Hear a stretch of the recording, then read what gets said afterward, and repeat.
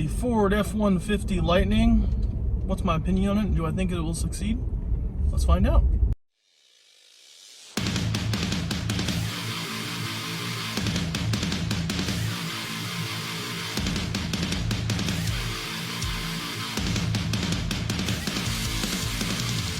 Hey guys, JayMotive here, coming at you from a beautiful, nice, sunny Colorado spring day.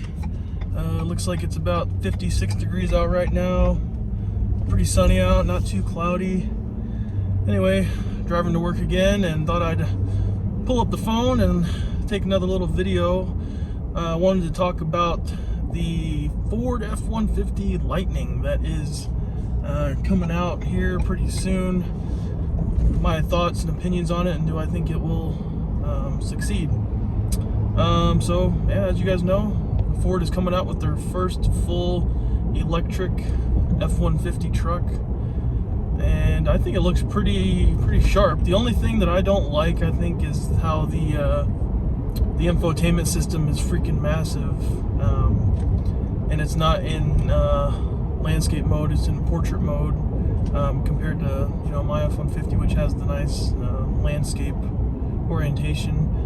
But yeah, it looks pretty sharp. I like the frunk, you know. I like having, I think that's pretty nice. It's nice lockable storage, you know, that you can access from the exterior of the vehicle.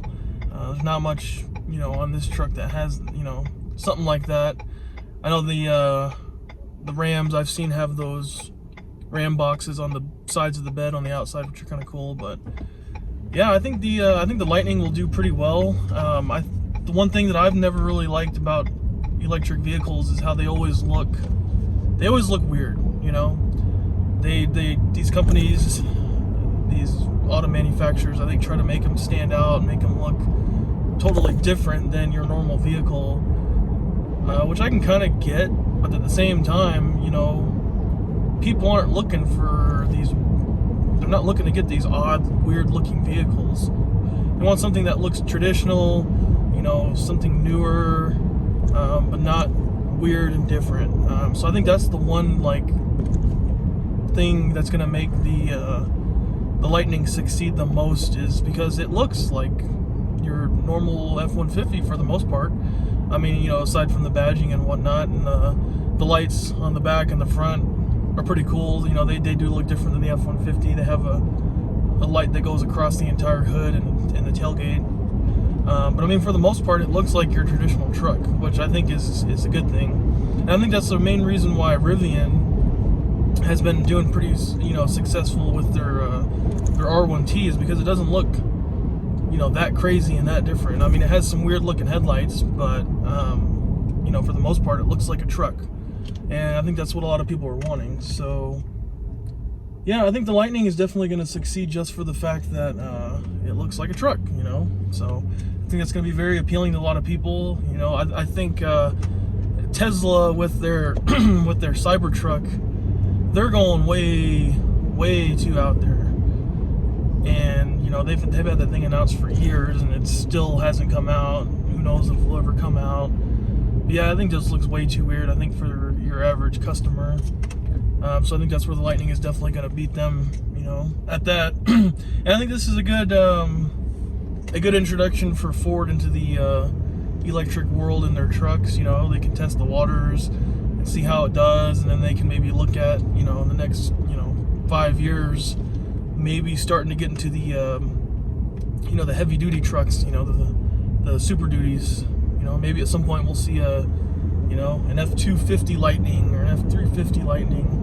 But I think, you know, technology needs to come to the point where range is enough, because the Lightning is rated for a pretty decent amount of range, but once you start towing and hauling stuff and you get that weight on there, you know, I think that's really going to cut into your range. I've you know, seen things online where, you know, cuts it to about half. So, you know, that's not that great. And I think people who are really looking to haul are going to want that range that they're used to, you know, with diesels and gasoline. So yeah, I think we'll have to, it'll be interesting, and I'll be curious to see where the technology goes with because I'm pretty interested in electric vehicles. I have been for a while. They seem interesting, you know, maybe not for my main vehicle, but maybe for something secondary. So we'll see, you know, maybe someday I might trade this thing in and get a Lightning. I think I definitely want to see how well it does, you know, if there's any issues. You know, another concern I think with the electric vehicles is the battery longevity. You know, how long is that battery going to last you? And you know, how long the warranty is on it.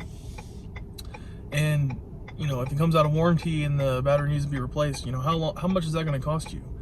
$10,000, $15,000? Because I've read some pretty crazy articles in regards to Tesla and, you know, them coming out of warranty and then bam, there's an issue with your battery, you got to get it replaced. You know, $15,000, $20,000, and I don't, you know, your average consumer is not, they're not looking to spend that much money, and they probably don't even have that much money to replace the battery, you know. So yeah, so I think electric vehicles are definitely, I mean, they're becoming a lot more popular. You know, almost seems like every auto manufacturer's got at least 1 or 2 EV models coming out, and you know, I think it's where the future's going. And I know a lot of people aren't happy about that, but it seems to be the way it's going. I mean, I do see the benefits, and I do see the downsides of electric vehicles.